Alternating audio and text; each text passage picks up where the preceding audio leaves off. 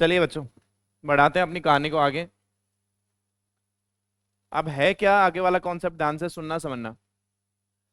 इन सब के बारे में हमने बातचीत कर ली थी। ये फॉरेन वर्ड्स होते हैं, इनका प्लूरल अपने हिसाब से बनता है ना, जैसा इनकी लैंग्वेज की रूल रेगुलेशंस होती हैं। अब दो सवाल हैं आपके सामने। पहले मैं उन दोनों सवालों का जवाब बता देता हूँ, फिर ऐसा हुआ क्यों इस बात पे अपन चर्चा कर लेते हैं। देखिएगा, इसका जो आंसर होगा ना बच्चे, जो ऊपर लिखा हुआ है, this court has summoned the directors. अरे यार, इससे पहले भी है एक।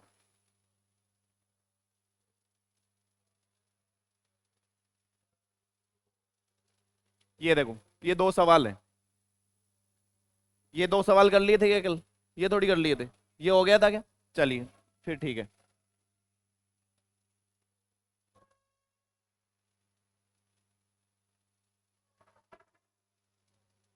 देखो, this court has summoned the directors generals of the departments concern. तो ये सवाल गलत है जो आपके सामने लिखा हुआ है। इसका सही आंसर क्या होगा? यहां से एस हटा दीजिए आप। His father used to have 3 spoonful, यहां पर एस लगा दीजिए आप। अब ऐसा हुआ क्यों? मुद्दा क्या है कि ये जो दो सवाल आपने करे हैं, इन दोनों में ऐसा क्या हुआ कि एक में से एस हटाया और एक में से एस लगाया। तो इसके ऊपर अपने को बातचीत करनी है। तो देखो, ये कुछ आपके सामने वर्ड्स आपको दिखाई दे रहे होंगे बच्चों। इनका नाम होता है नाउन कंपाउंड। क्या नाम होता है इनका? Noun compound. जैसे मैं आपके सामने एक बात लिखी, मैंने मैंने लिखा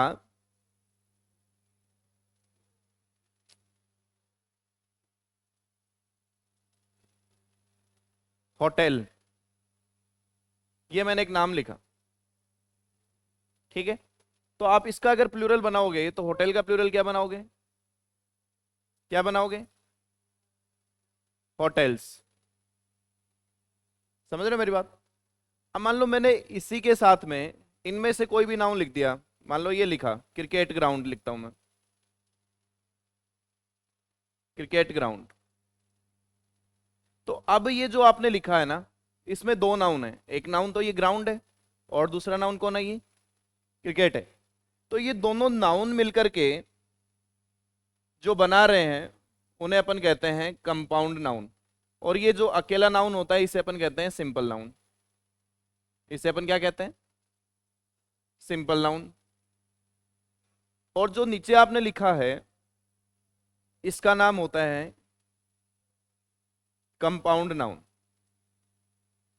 अब जो आपका कंपाउंड नाउन होता है ना बच्चों, उस कंपाउंड नाउन में से दो नाउन आपके पास होंगे, सीधा सा आपको दिख रहा है। उन दोनों में से मेन नाउन कौन है, वो अपने को आइडेंटिफाई करना पड़ेगा। यानी अगर मैं आपको कहूं इसमें से ग्राउंड में नाउन है या क्रिकेट में नाउन है, तो आप कहोगे सर ग्राउंड। क्रिकेट उसका मॉडिफायर बन रहा है। ग्राउंड कैसा है? किसका ग्राउंड है? क्रिकेट का ग्राउंड है। तो ये इसका मॉडिफायर बन रहा है, ये मेन नाउन नहीं है। ये एडजेक्टिव की तरह काम करेगा। जैसे पेन मेन नाउन है, रेड उसका क्या होगा? Modifier, red pen. शर्ट, कैसा शर्ट है? White shirt. तो शर्ट तो आपका नाउन है, और व्हाइट उसका क्या हो जाएगा? मॉडिफायर हो जाएगा। समझ रहे हो मेरी बात? तो ये मेन नाउन्स नहीं है। जो मेन नाउन होता है, प्लूरल हमें मेन नाउन का करना पड़ता है।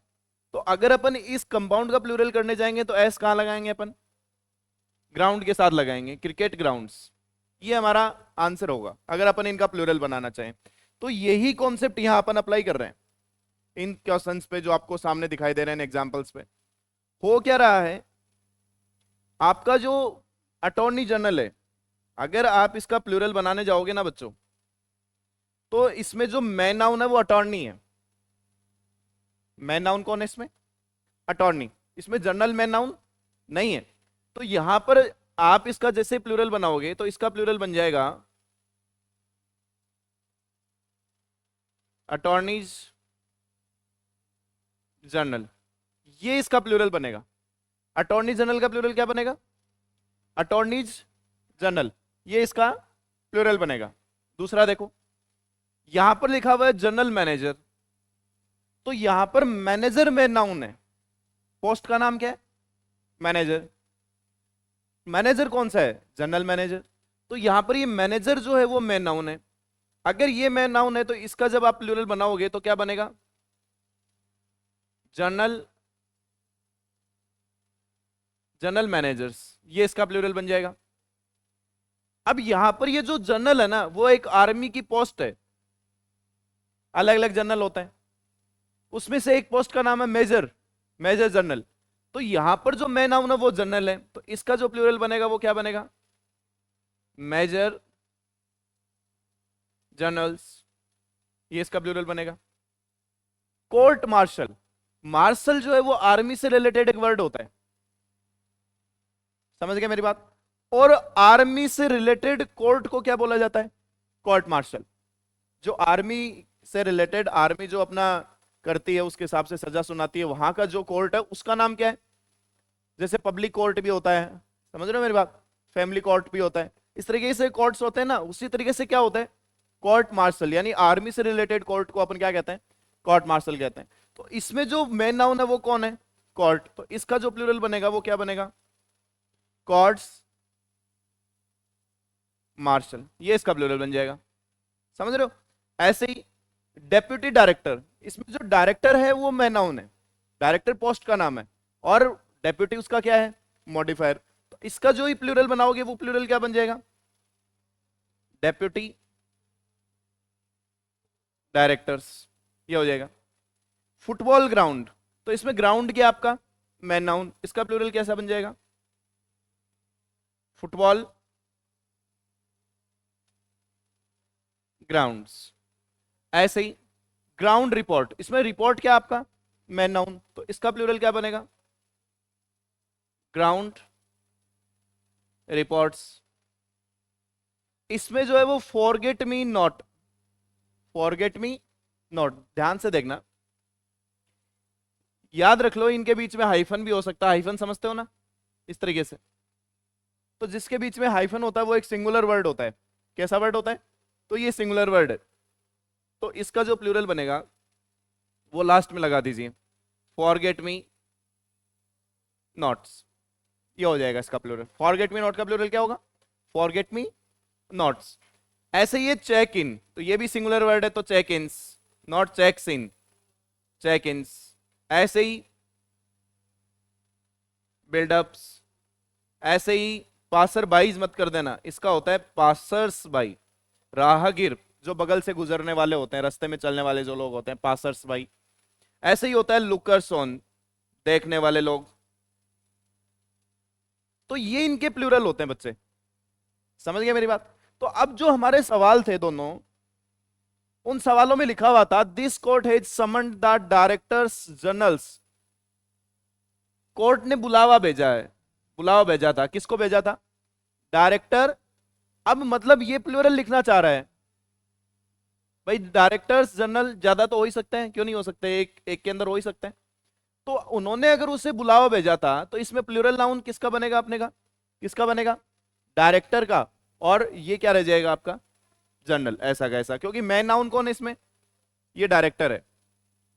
अगर ये मैन नाउन है तो आप इसका तो प्लूरल बना दीजिए, लेकिन ये पोस्ट का नाम है तो इसको ऐसा का ऐसा कुछ भी नहीं लिखना चाहिए आपको, कोई एस वैस की जरूरत नहीं है। ऐसे नीचे वाला हिज फादर, देखो और भी आगे, जैसे ये वर्ड है, इन वर्ड्स में आप देखोगे हैंगर ऑन, इसका क्या हो जाएगा?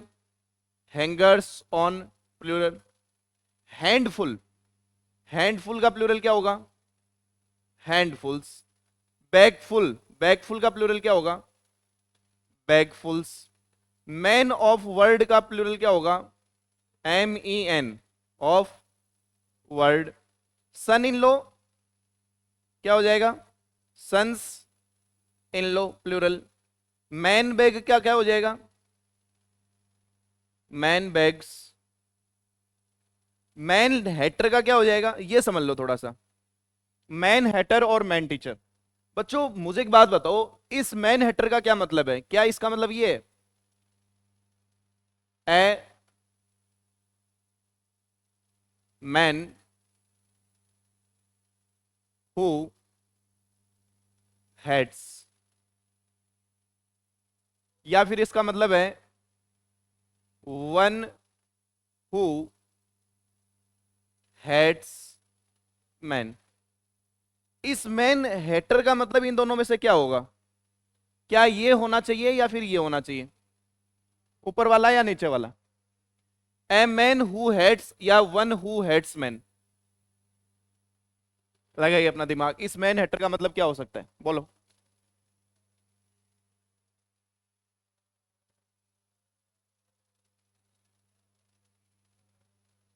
एक मिनट।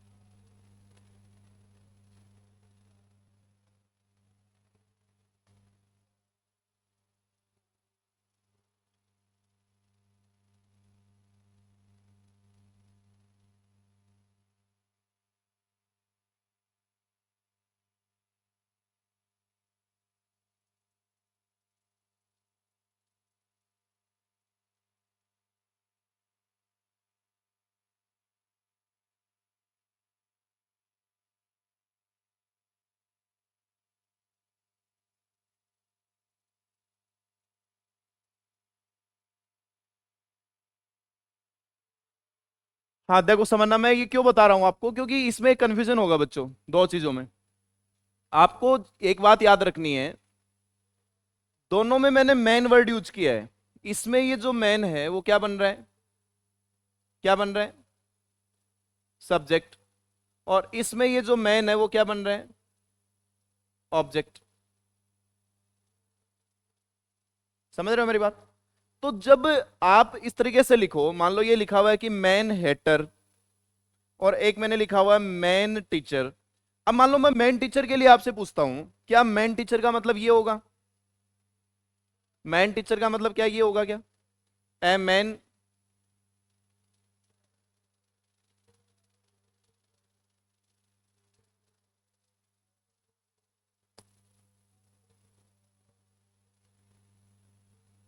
ए टीचर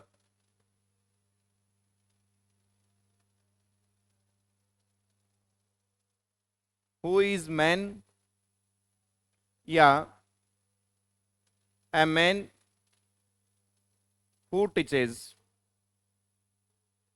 कौन सा है इन दोनों में से, बताओ मुझे। भाई दो बातें लिखी है मैंने, एक तो मैंने लिखा है इसके लिए मैन हेटर के लिए कि ए मैन हु हेट्स, क्या इसका मतलब ये है? या फिर वन हु हेट्स मैन, इसका मतलब ये है। एक मैंने लिखा है a teacher who is man, ये है इसका मतलब। या ए मैन हु टीचेज, इसका मतलब ये है। आप कहोगे सर ऊपर वाले में तो इसका मतलब ये आ रहा है कि वन हु हेट्स मैन, ये नहीं आ रहा। और नीचे वाले में आ रहा है ए मैन हु टीचेज, इसमें ये नहीं आ रहा। तो बच्चों जहां कहीं भी आपको ये लगे कि ये जो मैन है वो जो सब्जेक्ट की जगह आया है, और अगर वो ऑब्जेक्ट की जगह आया है, दो पोजीशन बन सकती हैं। टीचर इसमें तो क्या आ रहा है, देखो a teacher who is man, इसमें तो मैन कहां आ रहा है? ऑब्जेक्ट की जगह। और इसमें मैन कहां आ रहा है? सब्जेक्ट की जगह। अगर वो सब्जेक्ट की जगह आएगा तब तो आप दोनों ही नाउन्स का प्लूरल बनाओगे। जैसे मैन टीचर का प्लूरल क्या बन जाएगा? क्या बनेगा? Man teacher. मैन का भी प्लूरल बनाना आपको, और टीचर का भी प्लूरल बनाना है। लेकिन मान लो अगर ये ऑब्जेक्ट की जगह आता है तो सिर्फ किसका प्लूरल बनाओगे? सेकंड नाउन का, मैन हेटर्स। आप ये बात में ध्यान रख लोगे। समझ गए मेरी बात को? कैसे लिख के देखोगे? दोनों कंडीशन को लिख के देखना है। दोनों कंडीशन में से अगर ये जिसके बारे में आप बात कर रहे हो अगर ये सब्जेक्ट बन रहा है तब तो आप दोनों ही नाउन का क्या बनाओगे? प्लूरल। और मान लो ये ऑब्जेक्ट बन रहा है तो फिर आप बाद वाले नाउन का क्या बनाओगे? प्लूरल बनाओगे। तो अब ये जो हमारे सवाल थे दोनों, इन दोनों सवालों में लिखा गया था थ्री। तो तीन की वजह से हमें स्पूनफुल को क्या करना पड़ेगा? प्लूरल। और स्पूनफुल का प्लूरल कैसे बनेगा? लास्ट में एस लगाने से। तो ये क्या हो जाएगा आपका? स्पूनफुल्स। कर पाओगे? तो पहले तो ये दोनों बातें लिख लो, ऐसे की ऐसी लिस्ट पूरी की पूरी, और उसके बाद में वो सवाल।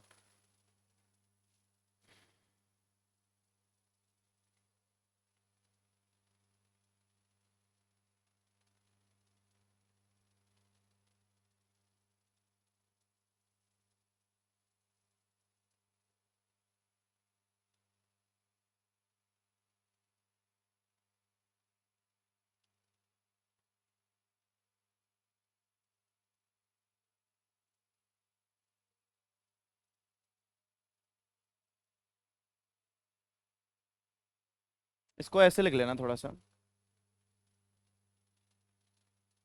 इसी फॉर्म में लिख लो जिस फॉर्म में ऊपर लिख रखा आपने। One who teaches man.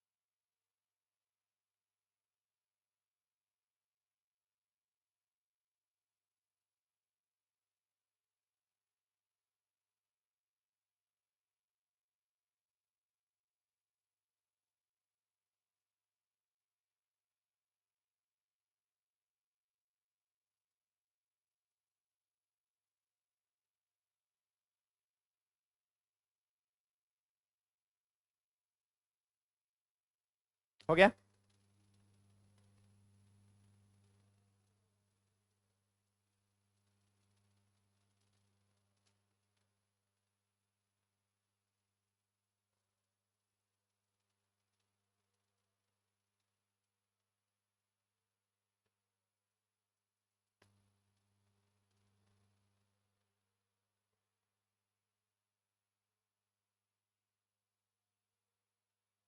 Done.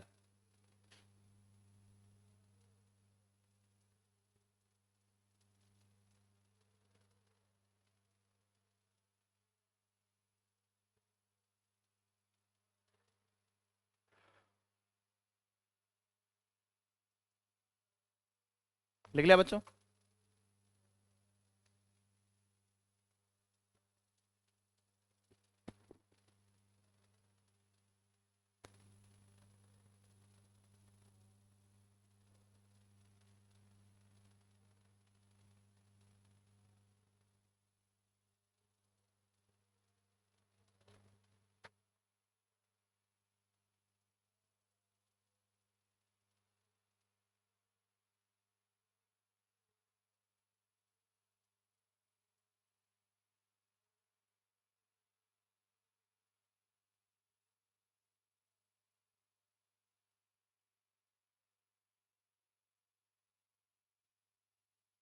अब ऐसे ही मैं दो सवाल और पूछता हूँ, उनका आप प्लूरल मुझे बना के बताना।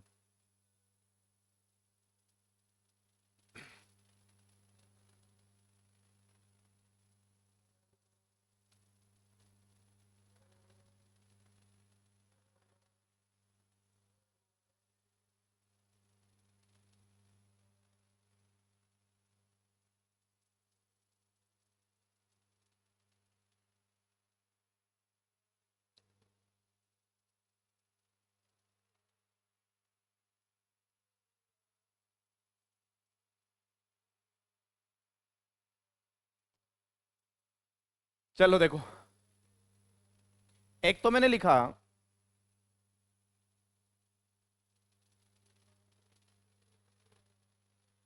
Man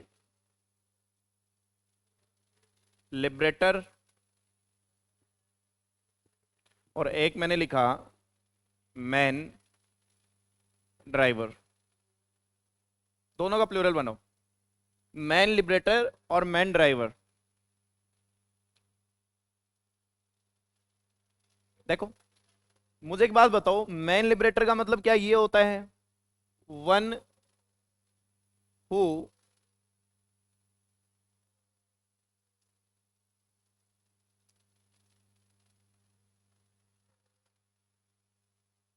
one who liberates man,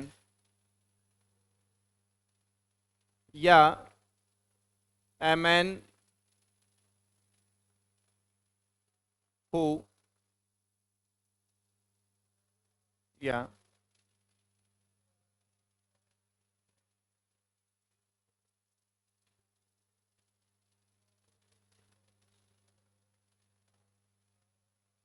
man driver का मतलब क्या ये होता है? वन हु ड्राइव्स, या ए मैन हु ड्राइव्स। क्या मतलब होता है? पहले तो बताओ, क्या इसका मतलब ये होता है कि one who drives a man, एक जो आदमी को चलाता है, या फिर ए मैन हु ड्राइव्स, एक आदमी जो ड्राइव करता है? क्या मतलब है? नीचे वाला ना। नीचे वाले में क्या बना हुआ है ये? Subject man. अगर ये सब्जेक्ट बना हुआ तो इसका प्लूरल क्या होगा? दोनों को प्लूरल करना पड़ेगा, मैन ड्राइवर्स। ठीक है।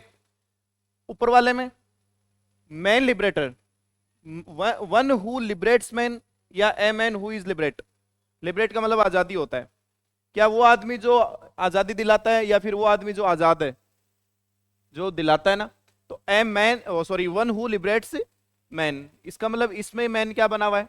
ऑब्जेक्ट। अगर ऑब्जेक्ट बना हुआ है तो सिर्फ किसका प्लूरल करोगे? आगे वाले का। तो इसका प्लूरल क्या हो जाएगा? मैन लिबरेटर्स, ये हो जाएगा। और देखो, मान लो मैं आपसे ये पूछता हूं, मैन डॉक्टर, तो इसका मतलब क्या है? बोलो। One who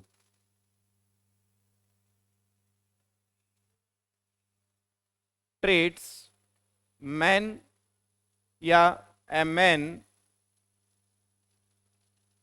who is doctor. कौन है? वन हु ट्रीट्स मैन, या a man who is a doctor? Who is a doctor? एक ऐसा आदमी जो किसको ट्रीट करता है, किसका ट्रीटमेंट करता है? ऐसा आदमी। वन हु ट्रीट्स मैन, जो आदमियों का क्या करता है? इलाज करता है। वो कौन होता है आपका? Man doctor. तो इसमें मैन क्या बना हुआ है? क्या बना हुआ है? ऑब्जेक्ट है, सब्जेक्ट? सही है क्या ये जो मैंने बोला है? भाई इसका मतलब ये है कि वन हु ट्रीट्स मैन, जो आदमियों का इलाज करता है, वो मैन डॉक्टर होता है क्या? या फिर ए man who is a doctor, एक आदमी जो डॉक्टर है वो होता है? बोलो। भाई मैन डॉक्टर क्यों बोलना चाहते हैं अपन? क्योंकि हम ये बताना चाहते हैं कि जो डॉक्टर है वो कौन है? हमारा आदमी है। तो एक ऐसा आदमी जो क्या होगा? डॉक्टर। इसका मतलब ये सही है और ये गलत है। तो ये इसमें सब्जेक्ट बना हुआ है, तो क्या करोगे आप? दोनों का प्लूरल बना दोगे, मैन डॉक्टर्स। अब एक ट्रिक मैं आपको बता देता हूं, अगर ये इतना तामझाम आप लोग नहीं समझना चाहते या नहीं करना चाहते तो। जब कभी भी किसी प्रोफेशन का जिक्र होगा, जैसे डॉक्टर, इंजीनियर, टीचर, है ना, जो प्रोफेशन को दिखाए, स्टूडेंट, सोल्जर, जो प्रोफेशनलिज्म को दिखाता है, अगर वो आपका सेकंड नाउन में है तो आप दोनों का प्लूरल बनाओगे। लेकिन अगर किसी प्रोफेशन को नहीं दिखा रहा है और किसी की फिजिकल करेक्टरिस्टिक्स को दिखा रहा है, तब आप जो आगे वाला नाउन है उसी का प्लूरल बना दो। लिख लो चलो अब।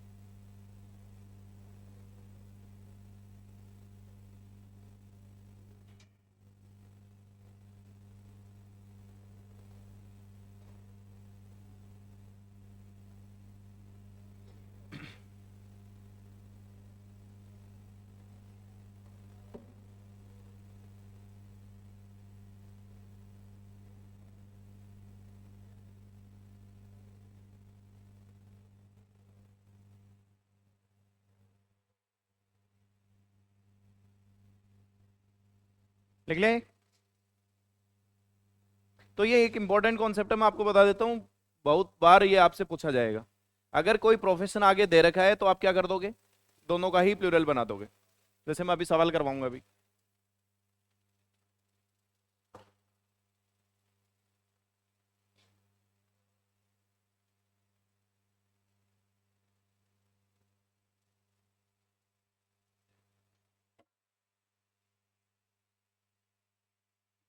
ये भी लिख लो।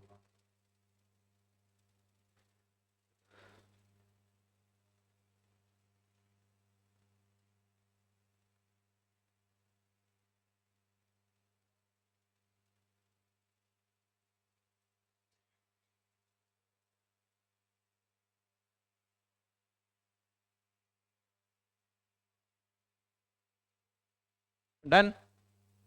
अब ये सवाल करके आंसर मुझे बताना आप।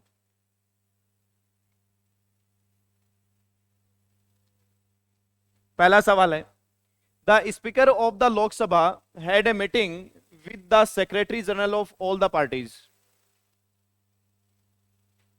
भाई अटॉर्नी जनरल होता है ना, वैसे ही क्या होता है, सेक्रेटरी जनरल होता है। समझ रहे हो मेरी बात? तो इसमें जो मेन नाउन है वो कौन है, सेक्रेटरी। तो आप प्लूरल भी किसका बनाओगे, तो इसका प्लूरल बनाओगे तो क्या हो जाएगा, सेक्रेटरीज जनरल। नीचे वाला, the old man has invited all his son in laws to the ceremony. All का मतलब प्लूरल है, प्लूरल है मतलब ये आगे वाला नाउन क्या होना चाहिए, प्लूरल। तो ये सन इन लॉज का प्लूरल सन इन लॉज नहीं होता, क्या होता है, सन्स इन लॉ। हाइफन लगाओ तो और अच्छी बात है। हाइफन का मतलब होता है फिर वो जो कंपाउंड नाउन होता है वो सिंगुलर की तरह बिहेव करता है। Next, the royal guest will be waited on by the most loyal man servants. भाई सर्वेंट क्या है, किसी पोस्ट का नाम ही तो है, प्रोफेशन का नाम ही तो है। अगर ये प्रोफेशन का नाम दिया हुआ है तो फिर आप दोनों का प्लूरल बनाओ, मैन सर्वेंट्स, ना कि अकेले का। लिख लीजिए।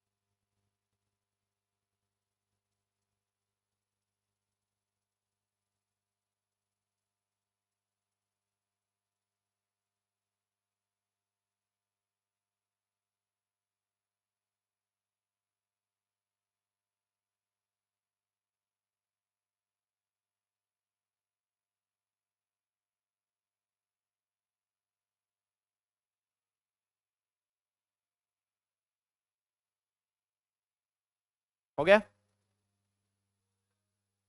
ये वाला। हाँ,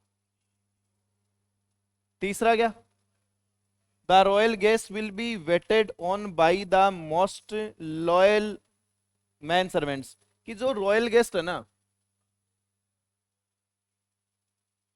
क्या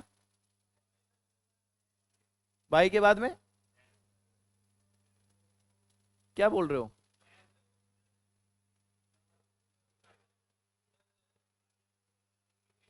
अच्छा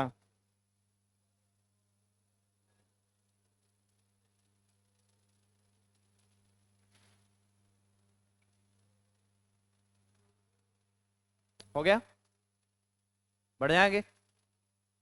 अब तीन सवाल और, तीन सवालों के जरिए अपने कॉन्सेप्ट भी सीखने वाले हैं जो इंपॉर्टेंट है, ध्यान से देख लेना। ये 3 सवाल है बच्चों। पहला सवाल है, our neighbor whom you meet there is 80-year-old. They found a 6 foot tall man waiting for them at ticket counter. पहला समझते हैं। पहले मैं आंसर बता देता हूं क्या आना चाहिए।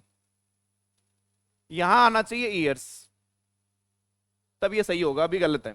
अब क्यों हुआ ऐसा देखो, मैं दो बातें लिख रहा हूं। एक तो मैंने लिखी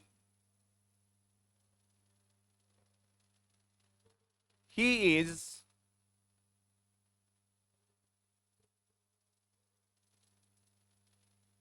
एन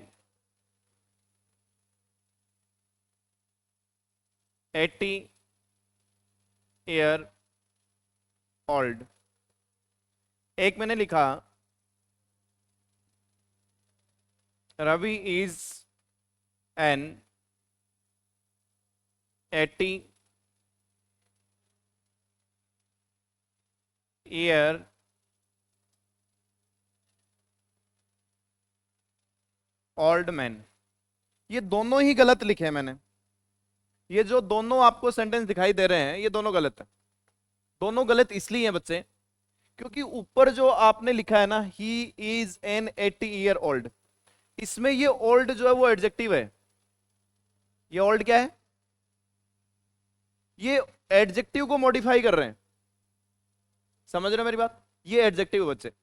ओल्ड उम्र दिखाने के लिए यूज किया जाने वाला क्या होता है, एडजेक्टिव। ये एडजेक्टिव है। यहां पर आप 80 की वजह से ये जो ईयर है वो नाउन का काम करेगा, तो ये प्लूरल होना चाहिए, he is an 80 years old। लेकिन नीचे वाले में क्या हो रहा है, नीचे वाले में ओल्ड नाउन नहीं है, मतलब ये एडजेक्टिव है और इसका क्या दिया हुआ है ओल्ड के साथ, आपको नाउन दिया हुआ है। क्या दिया हुआ है, नाउन। तो अब ये जो पहले वाला पूरा तामझाम है वो पूरा का पूरा इस नाउन के लिए किसका फंक्शन करेगा, एडजेक्टिव का। तो यहां पर आपने जो ये ईयर्स लिखा है वो नहीं आएगा। कहने का मतलब है अगर ओल्ड के साथ कोई नाउन लिखा हुआ है तब तो ईयर्स होगा नहीं, और ओल्ड के साथ कोई नाउन नहीं लिखा हुआ है तब आप उस नंबर की वजह से उसे क्या कराओगे, प्लूरल बनाओगे। सवाल था our neighbour whom you meet there is 80 years old, इसमें कोई नाउन नहीं लिखा हुआ है ओल्ड के आगे। अगर कोई नाउन ओल्ड के आगे नहीं लिखा हुआ है तो आप यहां क्या लगाओगे, इस 80 की वजह से एस लगाओगे, ईयर्स हो जाएगा, प्लूरल हो जाएगा। कर पाओगे। दूसरा, they found a 6 feet tall man, ऐसा ही है। अगर मैं ये लिखूं, अगर मैंने ये लिखा मान लो ही इज 6 feet टॉल, तब तो ठीक है। लेकिन मान लो मैं ये लिख दूं he is a 6 feet tall man. अब आपने जो करोगे, ऊपर तो ठीक है, ऊपर तो टॉल क्या था, एडजेक्टिव, कोई नाउन टॉल के साथ नहीं दिया हुआ था, इसलिए ये आपने प्लूरल कर दिया बिकॉज ऑफ 6, कोई दिक्कत नहीं है। लेकिन नीचे आपने क्या किया है, मैन आपने नाउन दिया है और ये यहां एडजेक्टिव है। तो अब अगर मैन नाउन नीचे दिया हुआ है, नाउन टॉल के साथ एडजेक्टिव के साथ दिया हुआ है बच्चों, तो फिर यहां फिट मत करो। क्या रहेगा ये सिंगुलर ही रहेगा। फिट का सिंगुलर क्या होता है, फुट होता है। समझ गए मेरी बात को। अगर अकेला एडजेक्टिव है तब तो आप क्या कर सकते हो, प्लूरल कर सकते हो बिकॉज ऑफ इट्स डिटरमिनर। लेकिन अगर उस एडजेक्टिव के साथ कोई नाउन दिया हुआ है तब आप क्या नहीं कर सकते, प्लूरल नहीं कर पाओगे। फिर वो कंप्लीटली किसकी तरह काम करेगा, मॉडिफायर की तरह। कर पाओगे। तीसरा सवाल, Mohan has written a 5 page essay, ये तुम बता दो। इसमें नाउन दिया हुआ है ना आपको, क्या दिया हुआ है, ऐसे नाउन है, ऐसे नाउन है। अगर नाउन है तो इस 5 की वजह से ये प्लूरल होना चाहिए क्या, बताओ। नहीं होना चाहिए, तो नहीं कर रखा है, सही है सेंटेंस, कोई दिक्कत इसमें नहीं। लिख लीजिए तीनों सवाल। मान लो यहां पेजेस होता तो गलत हो जाता, पेजेस नहीं होगा फिर क्या होगा, पेज। लिख लो, ये बात है।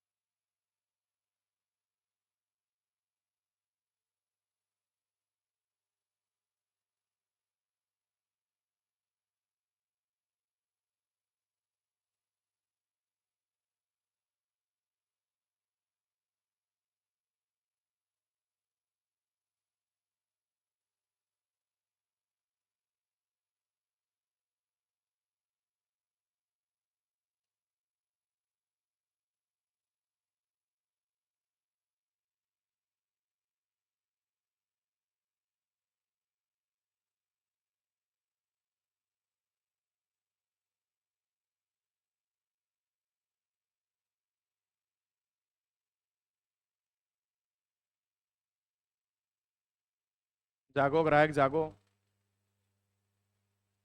रातन सोई गुन के केक रही है चैटिंग।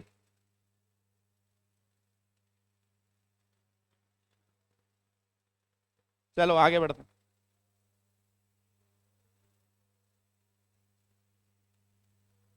देख लिए तीनों। अब देखो आगे वाले सवाल। इसमें एरर फॉर्म में दिया है जो आपके एग्जाम के अंदर पूछा जाएगा आपसे। मतलब इस तरीके से एक सवाल होगा जिसके अंदर अलग अलग पार्ट देगा, ए बी सी डी ऐसे। आपको ये बताना होता है कि कौन से पार्ट में एरर है। तो पहले सवाल देखो। पहले तो आप बताओ।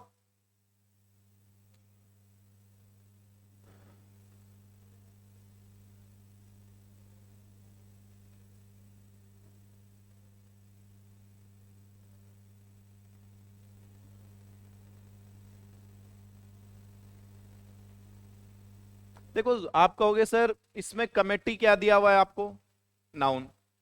अगर नाउन दिया हुआ है बच्चे तो फिर आप इसको प्लूरल मत करिए। यहां आप सिंगुलर लिखिए, एम ई एन नहीं, सिंगुलर क्या होता है, एम ए एन होता है। अगर नाउन आपको दिया हुआ होगा किसी नंबर के साथ तब आप उस नंबर को सिंगुलर ही रखिए, प्लूरल मत करिए। मान लो नहीं दिया हुआ है तब आप कर दीजिए, कोई दिक्कत ही नहीं है। नीचे वाला, my best friend has borrowed $2000 from his father. हाँ, क्योंकि इसमें मेन नाउन कौन है, डॉलर है। अगर ये मेन नाउन है तो इस यूनिट की वजह से 2000 की वजह से इसे अपने को क्या करना पड़ेगा, तो ये डॉलर्स हो जाएगा। क्लियर। तीसरा देखो, $7 million fraud has been reported. इसमें इसमें फ्रॉड जो है वो क्या है, नाउन दिया हुआ है आपको। अगर इसमें नाउन दिया हुआ है तो यहां एस नहीं आएगा। मैं इसको थोड़ा अच्छे से समझाता हूं। डॉलर से सीधा रुपए पे आते हैं अपन।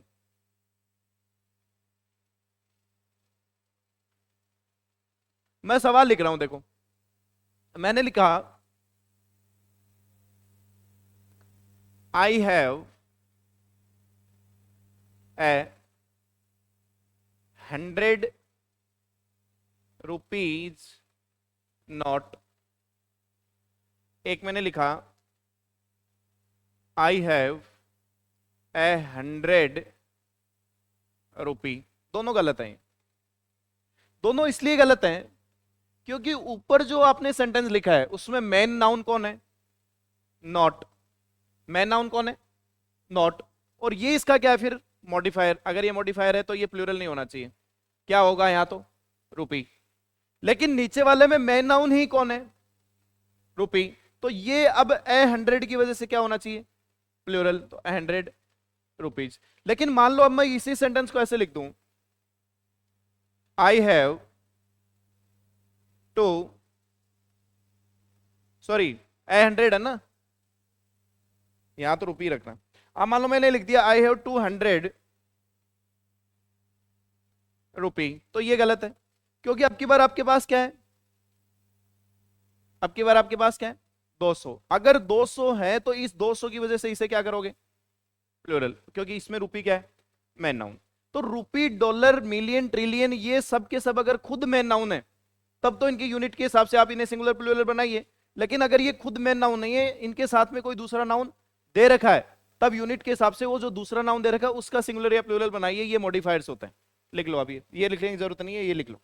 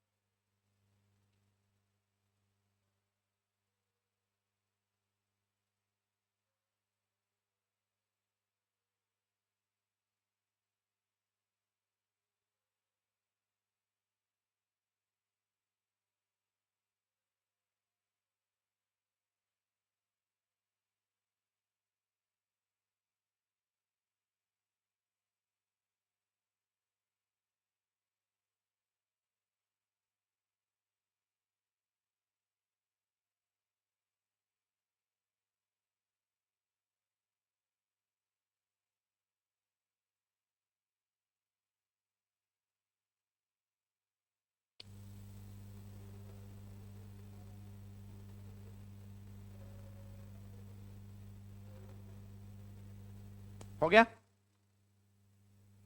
आप देखो, थोड़ा सा जल्दी लिखो यार।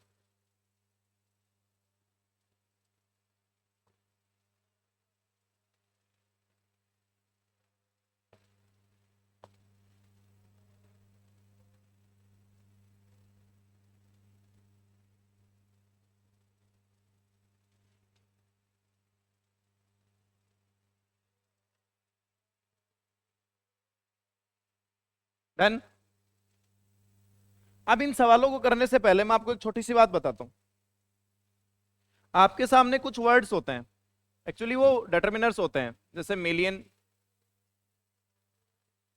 100, मिलियन, डजन, 1000, ट्रिलियन, ये जो भी हैं सबके सब ये डिटर्मिनर्स होते हैं। काउंटेबल नाउन के डिटर्मिनर्स बोला जाता है, ठीक है। लेकिन यही डिटर्मिनर्स को अपन यूज करते हैं संख्या को दिखाने के लिए। Actually 100 is the unit of 00, ये 100 है। अगर आप इसे 100 बनाओगे तो इसके साथ आपको लगाना पड़ेगा। 00 इज द यूनिट ऑफ 100, अगर इसे आप 200 बनाओगे तो क्या लगाना पड़ेगा? 00 इज द यूनिट ऑफ 100, अगर आप 300 बनाना पड़ेगा तो 3 लगाना पड़ेगा। इस तरीके से आपको लगाना पड़ेगा। ऐसे ही 1000 इज द यूनिट ऑफ 000, अगर उसे 1000 बनाना है तो 1 लगाना पड़ेगा, 2 बनाना है तो 2 लगाना पड़ेगा। इस तरीके से ये यूनिट चलती हैं। समझ रहे हो मेरी बात? तो जब ये अकेले आते हैं तब डिटर्मिनर्स होते हैं, ये संख्या नहीं होती है। अगर इन्हें संख्या बनानी है तब आप इन्हें क्या लगाते हो इनके साथ? 1 2 3 4 5 6। और अब आप सब जानते हो कि 1 की जो वीकर फॉर्म होती है वो क्या होती है? ए। और इसलिए अगर आपको 100 लिखना है तो आपको हमेशा क्या लिखना चाहिए? 100। अगर आपको 1000 लिखना है तो क्या लिखना चाहिए? 1000, 1000। बाकियों में दिक्कत नहीं होती, बाकी आप 200 ही लिखते हो, बाकी आप 2000 ही लिखते हो। लेकिन 100 को अपन क्या बोलते हैं बोलचाल की भाषा में? 100 और 1000 बोलते रहते हैं। वो बेवकूफी है। बेवकूफी क्यों है? क्योंकि 1000 और 100 दोनों क्या है? डिटर्मिनर्स हैं। अगर आप उन्हें नंबर्स में लिखना चाहते हो तो आपको बोलना चाहिए 100 एंड 1000। 1 करोड़ बोलते हैं ना अपन, है ना? 1 करोड़ भी बोल सकते हो, 1 करोड़ बोल सकते हो। तो आप उन यूनिट्स के साथ में 1 2 3 4 लगाइए, तब वो चाह करके चीज क्या होगी? सही होगी, नहीं तो गलत हो जाएगी। समझ रहे हो मेरी बात? अब देखो सवाल पे आते हैं। ये कह रहा है कि they have been issued a cheque for $1000 for their services. तो आप मुझे एक बात बताओ, ये कह रहा है कि ए चेक फॉर $1000, डॉलर्स में कोई दिक्कत नहीं थी, $1000 तो गलत हो गया ना? इसके पहले आपको क्या लगाना पड़ेगा? ए, तब जाकर के ये क्या बनेगा? $1000 का चेक उसने उसे दिया था। कर पाओगे? तो 1000, 100, मिलियन, ट्रिलियन, अगर आपको यूनिट के मेंबर में आप इन्हें यूज करना चाहते हो तब आप इनके साथ ए एन या 1 2 3 4 5 6 आपको लगाना ही पड़ेगा। डिटर्मिनर होते हैं ये, और उससे पहले आपको नंबर डिटर्मिनर लगाना पड़ता है। कर पाओगे? ऐसे ही दूसरा, father brought a dozen orange. अब मुझे एक बताओ, ये ठीक है, ए डजन का मतलब 1 दर्जन। 1 दर्जन में कितने हो गए? 12। 12 सिंगुलर होता है या प्लूरल होता है? प्लूरल। अगर ये प्लूरल है तो इस यूनिट की वजह से ये क्या होगा? Plural, oranges.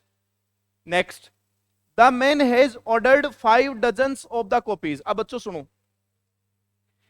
एक बात और, या तो मैं ऐसे लिखूं 5 डजन, या तो मैं ऐसे लिखूं, या फिर मैं ऐसे लिखूं डजन्स ऑफ कॉपीज। या तो मैं ऐसे लिखूं 5 डजन, या फिर मैं कैसे लिखूं? Dozens of copies. जब मैं 5 डजन लिखता हूं तब मैं डेफिनेट होता हूं, मुझे पता है कितने दर्जन है। लेकिन जब मैं लिखता हूं डजन्स ऑफ कॉपीज तब मैं इनडेफिनेट होता हूं, तब मुझे पता नहीं होता कितने होते हैं। जैसे मैंने लिखा ए 100 स्टूडेंट्स, मुझे पता है कितने स्टूडेंट्स हैं इसमें? 100। कितने स्टूडेंट्स हैं इसमें? इसका दूसरा तरीका हो रहा है लिखने का। अब मान लो मुझे पता नहीं है, लेकिन मैं कहता हूं कि सैकड़ों विद्यार्थी थे, तब मैं इसको ऐसे लिख सकता हूं हंड्रेड्स ऑफ स्टूडेंट्स, या फिर मैं इसको इंडेफिनेट में लिख सकता हूं लेकिन मैं डेफिनेट और इंडेफिनेट को एक साथ मिला के नहीं लिख सकता। कैसे? मैंने लिख दिया 5 डजन्स ऑफ कॉपीज या ए हंड्रेड्स ऑफ स्टूडेंट्स। मैं ऐसे नहीं लिख सकता। या तो मैं इसे इस फॉर्म में लिखूं, डेफिनेट फॉर्म में लिखूं, या फिर मैं इसे इनडेफिनेट फॉर्म में लिखूं। मैं दोनों को मिला के लिखूंगा तो एरर हो जाएगा। समझ गए मेरी बात? तो इस सवाल में क्या किया हुआ है तुम्हारे साथ, यही कहानी है। इसमें लिख रखा है 5 डजन्स ऑफ द कॉपीज। तो या तो इसको ऐसे लिख दो 5 डजन कॉपीज, क्योंकि इसमें मेन नाउन कौन है? कॉपीज, तो उसको प्लूरल करना, डजन को मत कर देना। या फिर इसको ऐसे लिख दो डजन्स ऑफ कॉपीज। या तो डेफिनेट फॉर्म में लिखिए या इनडेफिनेट फॉर्म में लिखिए। अब दोनों को मिला करके ये कहानी आप नहीं कर सकते। समझ गए मेरी बात को? तो इसको लिखने से पहले ये लिख लीजिए और उसके बाद में वो पॉइंट। कैसे लिखोगी तुम देख लो अपने हिसाब से।